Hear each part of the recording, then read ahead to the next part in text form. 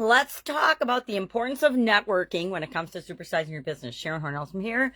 And today's topic is the importance of networking, specifically with respect to the startup ecosystem when we're first starting our business. And the reason I like to talk about this and use it as an example is because networking, collaboration, connection, relationships are important, and actually they're imperative. They're more than just important. They make life, number one, fun, easier, and faster than if we're trying to do everything ourselves. So what are some of the benefits? Let's talk about let's go benefits first of networking, and then let's go the challenges of networking, because there's not that many, but people make it a big deal sometimes. The benefits of networking, of course, are building those connections, building relationships, and collaborating, having people to bounce your ideas off of. You get access to resources and opportunities that you wouldn't have if you're just sticking to it and trying to power through on everything yourself. You get knowledge sharing and mentorship. One of the most popular places and most common places I have met mentors in different industries was when I was breaking into or wanting to start a business in that industry. One of the first things I would do is attend industry events, get to know people, do some research. Nowadays with the internet, research is so easy. Back in the olden days when I was getting started, you had to do a lot more physical moving around and legwork and research, and you had to actually go to the Hill Reference Library. You had to go to the library and find things out, or you had to network with other people in order to make things happen. Nowadays, you can contact almost anyone via the internet through some platform or other. But I will contend that the best ways to still network with people are in person. That's why I think it's important that we attend functions and events for our industry and for other industries that are associated with or that we'd like to collaborate with. It helps us build partnerships and strategic alliances. Why? Because strategic alliances and partnerships are some of the fastest ways to grow and build and supersize our business at any stage of the game. And what are some of the challenges to networking? Why do people say they can't network? Number one, I don't have time. There's no time for me to, put myself out there and meet other people and build relationships. Okay. It all depends on your priorities, because we all have the same 24 hours in every single day.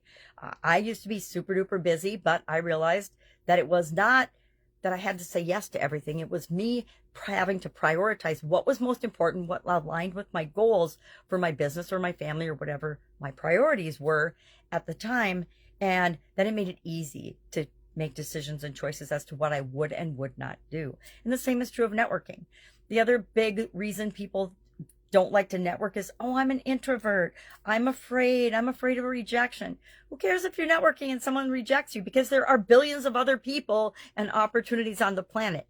But the only way to overcome that fear of rejection is to put yourself out there, talk to people, mingle. I know so many people that are super successful business people that actually did door knocking or cold calling or door-to-door sales and things, because it got them really quickly and easily over the fear of rejection, because they knew that 95% of people were going to say no in their face. And so they learned how to handle all the objections. They learned how to not take it personally.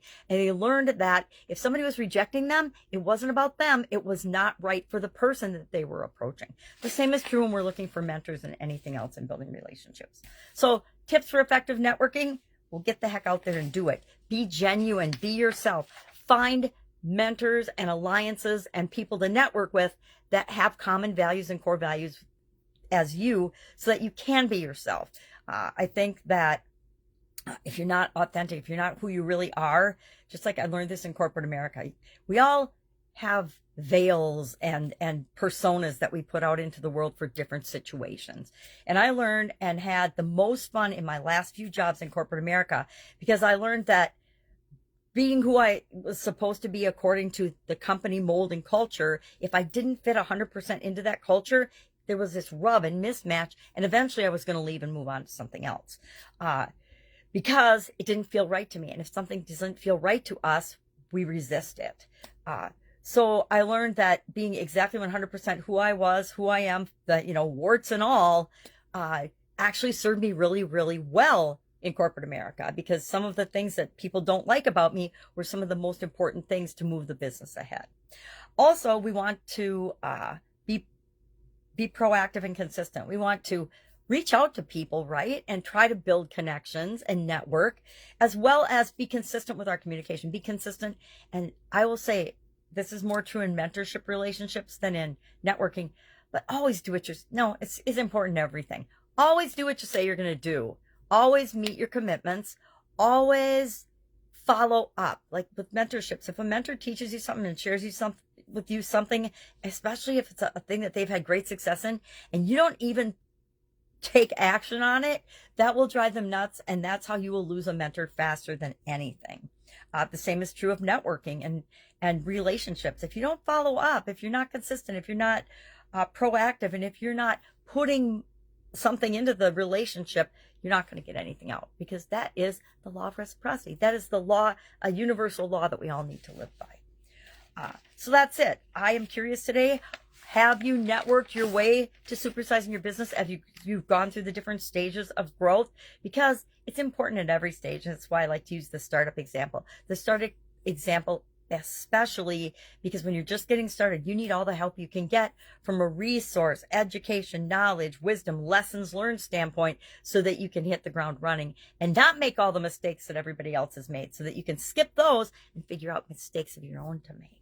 All right, that's it. Have an awesome day. If I can help in any way, ask. Otherwise, I'll be with you tomorrow with another way to supersize and grow your business. Right now, have a great day. Bye.